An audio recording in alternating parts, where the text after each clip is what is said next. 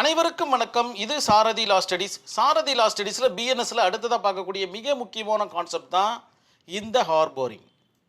புகலிடம் அளித்தல்னு அர்த்தம். புகலிடம் அளித்தல்னா என்னன்னு பார்த்தீங்கன்னா, அவருக்கு தங்குவதற்கு இடம் கொடுத்தல் அல்லது தங்குவதற்கு இடத்தை அரேஞ்ச் செய்து கொடுத்தல், இந்த மாதிரியான விவகாரங்கள் தான் ஹார்போரிங் அப்படின்வாங்க. யார் அவர், ஏன் அவருக்கு தங்கறதுக்கு இடம் கொடுக்கக்கூடாது அப்படின்னு உங்களுக்கு ஒரு டவுட் வந்துட்டுருக்கும் நேற்றுக்கு.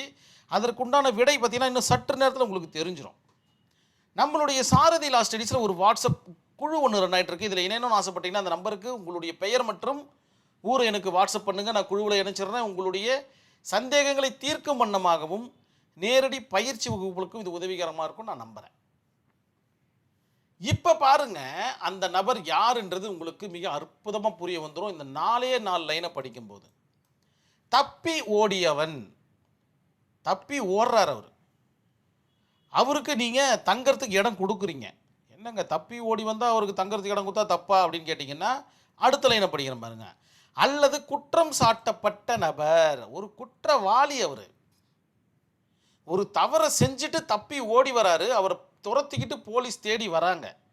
இந்த நேரத்தில் அவருக்கு நீங்கள் புகலிடம் கொடுக்குறீங்க, உங்கள் வீட்டில் தங்குவதற்கு இடம் கொடுக்குறீங்க, அல்லது உங்கள் பிளேஸில் நீங்கள் தங்குவதற்கு இடம் கொடுக்குறீங்க, அல்லது அவரை பற்றின ஒளித்து வைக்க நீங்கள் முற்படுகிறீர்கள். இந்த மாதிரி எந்த விஷயத்தில் வேணாலும் நீங்கள் எடுத்துக்கலாம் இந்த ஹார்பரிங்கில்.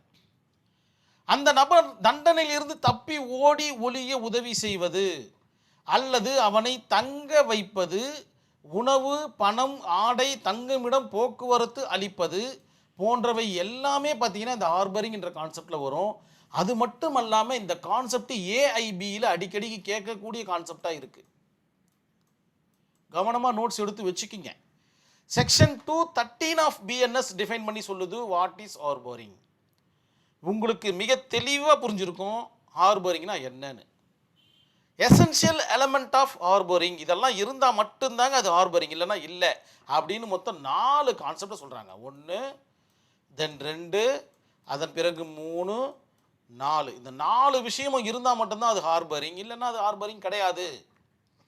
ஃபஸ்ட்டு நவ்விங் த கிரைம், குற்றம் செய்தது தெரிந்திருப்பது. ஏ என்கின்ற நபர் குற்றம் செய்தார்னு இந்த பி என்கின்ற நபருக்கு தெரிஞ்சிருக்கணும். அப்படி இருந்தால் மட்டும்தான் அது ஹார்பரிங்கில் வரும். ஸோ ஏ என்கின்ற நபர் குற்றம் செய்தது தெரிந்திருந்து பி என்கின்ற நபர் அவரை ஒளிக்க வைத்தால், தட் மீன்ஸ் தங்குவதற்கு புகலிடம் அளித்தால் அதற்கு பெயர் ஹார்பரிங். 1. ஹைடிங் த கிரிமினல், இதுக்கு அதுக்கும் பெருசாக ஒன்றும் வித்தியாசம் கிடையாது. அதே தான் சொல்ல போகிறேன் நான். குற்றவாளியை ஒளித்து வைத்தல் இதற்கு அடுத்த ஸ்டேஜ். குற்றம் செஞ்சது தெரிஞ்சு போச்சு, அப்படி செஞ்சது தெரிஞ்சும் அவரை ஒளிக்க வைக்கிறது. ஹைடிங் த கிரிமினல், ஒளித்து வைத்தல். தேர்ட் ஒன் பார்த்தீங்கன்னா ப்ரிவென்டிங் அரெஸ்ட். அரெஸ்ட் பண்ண வந்துட்டாங்க போலீஸ் ஆஃபீஸர்ஸ். அந்த நேரத்தில் ஏதோ ஒரு மழுப்பலான பதிலை சொல்லி அவங்கள அந்த இடத்துலேருந்து அனுப்பி விடுறது. இந்த மாதிரி தவறு செய்தாலும் ப்ரொவைடிங் ஃபுட் அண்ட் கிளாத், அந்த குற்றவாளிக்கு, இந்த பி என்கின்ற ஏ என்கின்ற குற்றவாளிக்கு சாப்பாடு போடுறது, அவருக்கு பார்த்தீங்கன்னா துணிமணிகளை கொடுப்பது, தங்கறதுக்கு எல்லா வசதிகளும் செஞ்சு கொடுத்தா இந்த 4 விஷயமும் சாட்டிஸ்ஃபை ஆச்சுன்னா அதற்கு பெயர் தான் ஹார்பரிங்னு பெயர். இப்போ உங்களுக்கு புரிஞ்சிருக்கும். நீங்கள் ஆன்சர் கொஸ்டினில் கேட்டாங்கன்னா மிக அற்புதமாக ஆன்சர் எழுத ஆரம்பிச்சிருவீங்க. கண்டிப்பாக இதற்கு இல்லுஸ்ட்ரேஷன் இல்லாமல் உங்களால் எழுத முடியாது அப்படின்றத நினைவில் வச்சுக்கிங்க. அது மட்டும் அல்லாது இல்லுஸ்ட்ரேஷன் எழுதாமல் நான் எக்ஸாம் ஹாலை விட்டு வெளில வரமாட்டேன்ற ஒரு எண்ணத்தோடவே எக்ஸாம் ஹாலுக்குள்ளே போங்க.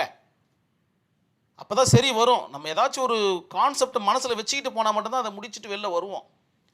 அந்த மாதிரி நினச்சிக்கிங்க இந்த இல்லுஸ்ட்ரேஷனை. சரி, இந்த கேஸ் ஸ்டடி பாருங்கள். State of Bihar versus Paswan Singh. 1958 நடந்த ஒரு வழக்கு. என்னன்னு பார்த்தீங்கன்னா, பஸ்வான் சிங் என்பவர் குற்றவாளியை தனது வீட்டில் ஒளித்து வைத்தார் என்பதற்காக வழக்கு தொடரப்படுகிறது. பஸ்வான் சிங் என்ன பண்ணுறாரு, ஒரு குற்றவாளி அவர் வீட்டில் ஒளிக்க வச்சிடறார். தட் மீன்ஸ் ஹார்பரிங் பண்ணுறார். மேலும் அந்த குற்றவாளி தப்பிக்க உதவி செய்கிறார். போலீஸ் ஆஃபீஸர்ஸ் வரும்போது பார்த்தீங்கன்னா அவர் இல்லைன்னு சொல்லிடுறது. அவங்க போயிட்டதுக்கப்புறம் தப்பிக்க உதவி செய்கிறார் என்பது அவர் மீது உண்டான குற்றம். ஏவும் குற்றவாளி தான், இந்த இடத்துல பியும் குற்றவாளி தான். ஏக்கு உதவி செய்ய போய் பி குற்றவாளியாக மாறுகிறார். இது எல்லாமே உங்களுடைய ஆன்சர் ஷீட்டில் 1 by 1 அரே பண்ணிக்கிட்டே வாங்க. இஷ்யூஸ் ஆனரபிள் கோர்ட் ஃப்ரேம் பண்ணுது, குற்றவாளியை தங்க வைப்பது மட்டும் ஹார்பரிங் ஆகுமா? ஏவ தங்க வச்சா அது ஹார்பரிங்கா? அவருக்கு தான் ஒன்றுமே தெரியாது, பிக்கு ஒன்றுமே தெரியாது. அவர் குற்றம் செஞ்சவரா இல்லை குற்றம் செஞ்சுட்டு தான் தப்பி வராரா அப்படின்றது எதுவுமே தெரியாது. அது எப்படி ஹார்பரிங் ஆகும் அப்படின்ற மாதிரி ஒரு இஷ்யூஸை ஃப்ரேம் பண்ணுறாங்க. செகண்ட் திங், இன்னொரு இஷ்யூஸை ஃப்ரேம் பண்ணுறாங்க. அவர் குற்றத்தை அறிந்திருப்பது அவசியம்தானா அப்படின்ற மாதிரி ஒரு இஷ்யூஸை ஃப்ரேம் பண்ணுறாங்க. ஏன் நேற்று வரைக்கும் நல்லவன் தானேயா, திடீர்னு எப்படி குற்றவாளியாக இருக்க முடியும்? வாப்பா நீ வந்து தங்கிக்கப்பா அப்படின்னு சொல்கிறாரு. நான் குற்றம் செஞ்சுட்டு வந்தேன்னா கேட்க முடியும்? ஒரு விருந்தாளியை போயிட்டு கேட்க முடியாது. ஸோ 2 இஷ்யூஸை ஆனரபிள் கோர்ட்டு ஃப்ரேம் பண்ணுது. ஆனரபிள் கோர்ட் ஜட்ஜ்மெண்ட் கொடுக்குறாங்க. குற்றவாளி ஒரு குற்றம் செய்திருக்கிறார் என்று அறிய வேண்டும்.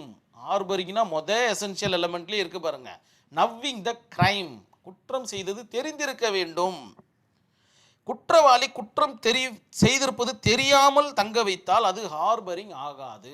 முடிஞ்சு போச்சு மேட்ரு. அற்புதமாக எழுதிடுவீங்கன்ற நம்பிக்கையோடு நான் இந்த வீடியோவை இதோட கம்ப்ளீட் பண்ணிக்கிறேன். நன்றி, வணக்கம்.